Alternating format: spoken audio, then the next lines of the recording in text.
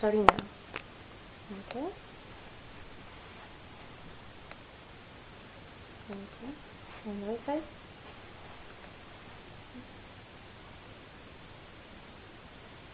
Okay. And now down.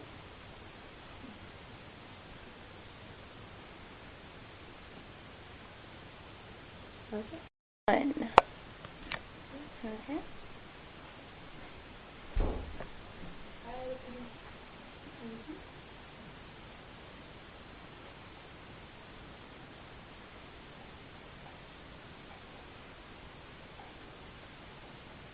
Okay.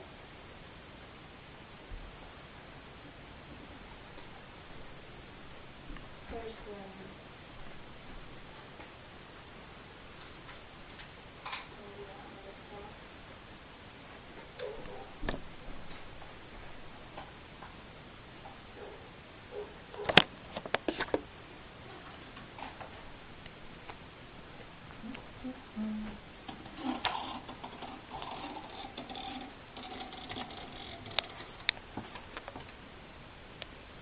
Okay. Oh, sorry, it's blurry. Let's count. 5 foot. 1, 2, 3, 4, 5, 6. And you're about 5 foot 6.5. Okay.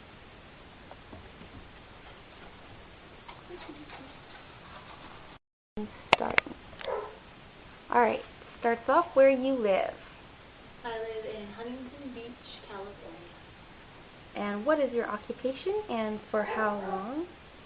I am currently a server at Macaroni Grill, and I was recently a server at Mosun Sushi in Laguna Beach. I worked at Macaroni Grill for a little over 3.5 years, and I worked at Mosun for a little over a year until they got closed down. Did you have fun there at Mosun? I did have fun at Mosun. Both jobs are completely different. A little more fast-paced nightlife at Mosun, and more of the family-type restaurant that's a little bit slower over at the Macaroni Grill. Alright, and where do you go to school? I recently study at Orange Coast College, a junior college over in Costa Mesa. Okay. And what's your major? Fashion merchandising with a minor in marketing. Alright. What do you do for fun? For fun? Normally, I guess with all the free time that I have, I like to hang out with my fiance, go to the gym, big worker outer. I like to make clothes and just hang out with my friends.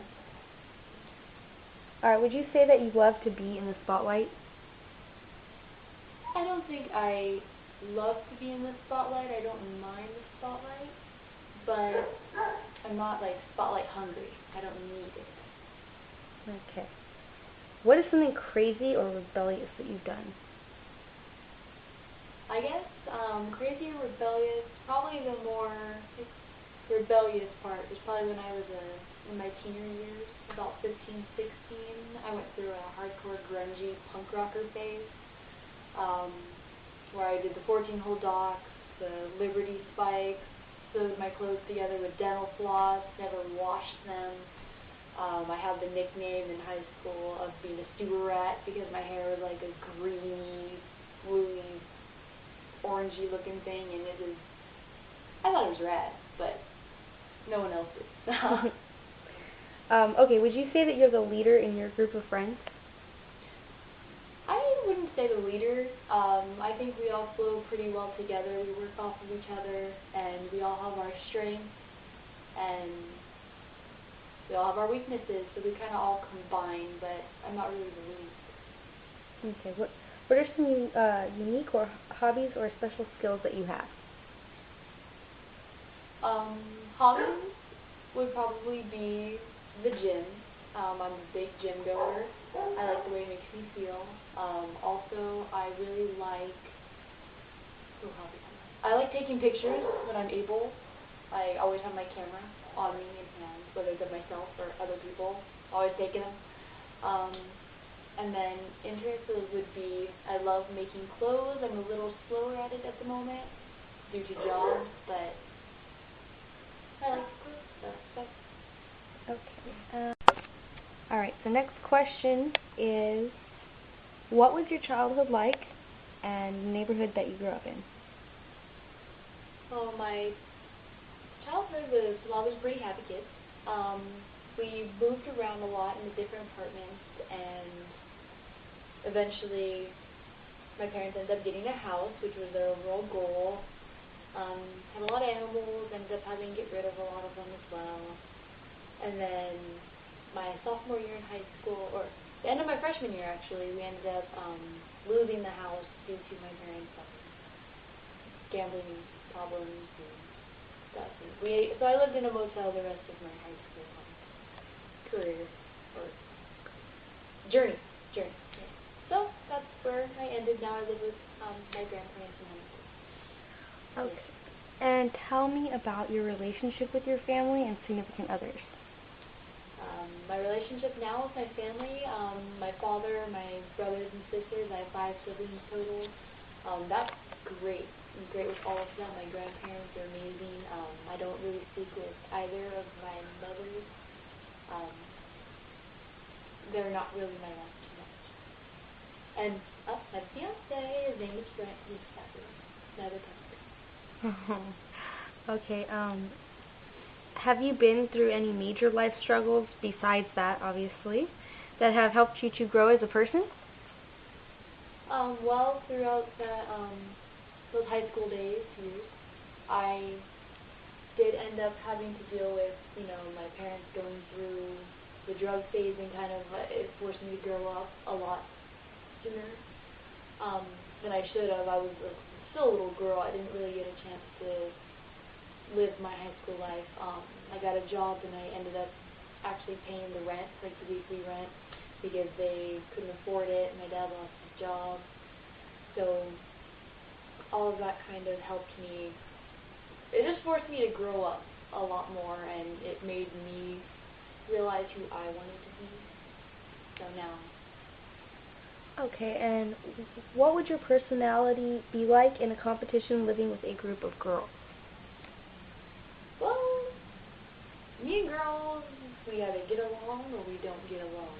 So it's very easily distinctive as soon as I meet them. I don't like fake people. I don't like catty people. So, well, it should be pretty fun living in that house, if I should get chosen, of course. But I will beat them all. I will beat them. So that's a great lead into my next question. How competitive are you? And give me an example.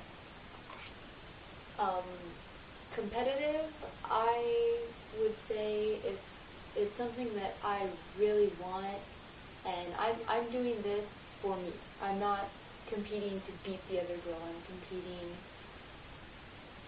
because I want this so bad, and I think that competitiveness, that drive, is more than it can beat anything. It's not just a person.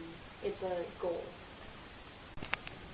Okay, so give me an example of your competitive nature. Well, seeing as my main competitiveness is with myself, there's not too many examples. So with other people, I would say it's still competing with myself, but whenever I go on job interviews, I always have a really strong ethic, and I know that, well, I've had really good luck with job interviews. I've applied someplace like that Mosign where about 200 girls applied, and I got it. Like, I wanted it so bad that I got it. And I just form into whatever I need to do to get to what I want. Cool. Okay, and how do you handle conflict or confrontation? Conflict or confrontation, I kind of just not look the other way, but show them that I'm not afraid of them. Like, they can push and shove all they want, but they're not going to get to me. I don't care about them, so they shouldn't care about me. What provokes your temper or pushes your buttons? When someone tries to mess with my well-being, my own personal life, anything that has to do with me making money, my job, me getting a job, anything, or my family, that just, no, that's, no. Tell me a brief story that describes your personality.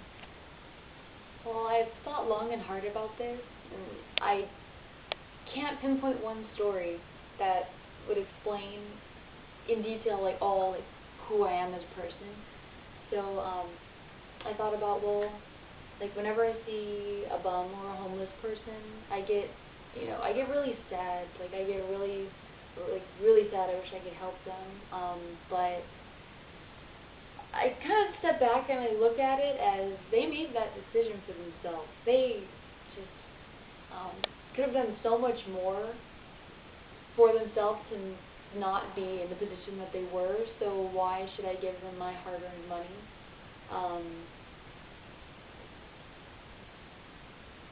Yeah, I care, but I can't do it. I can't bring myself to help them. Can't. Okay, why do you want to be on the show, and why do you think you would win? Well, I want to be on the show because ever since I saw Eva, who's 5'7", come in and be like, I'm gonna win, and she won. I thought this was the only competition for tall girls, and that gave me so much spunk and so much drive, and this is just what I'm meant to do. Okay. Do you have any fun or crazy stories related to modeling? Lots of fun ones, but there's one in particular that is a little more on the crazy side. I kind of have a female model-esque stalker person who copies everything I do and follows me around a website called Model Mayhem and is harassing me on all my sites and trying to do everything that I do, like copy from like the pose to the picture and hair, just everything. Like she tries to look just like me and recreate the same exact stuff. Freaky. How would it feel to leave home and participate in the competition? It would be a little scary. I have already discussed it with, well, I would say if anything had ever happened, I already got the blessing from one of my jobs to leave and finito. It would be an experience. Okay, and what would it mean for you to win America's Next Top Model? I think I would fall on the ground and you guys would have to give me, like, you'd have to give me heart-to-heart, like, CPR, resuscitation, all that stuff, because I would just be in, I would be so happy. I could die the next day and be happy. Well, never mind, I would die in a year after I get married, and then, but, you know, I'm not going to die. But I would just, that's how, I'm speechless right now. That's what it would mean. To go. And stop here. Okay, let's do like 3. Stop there. And one more time. And stop it.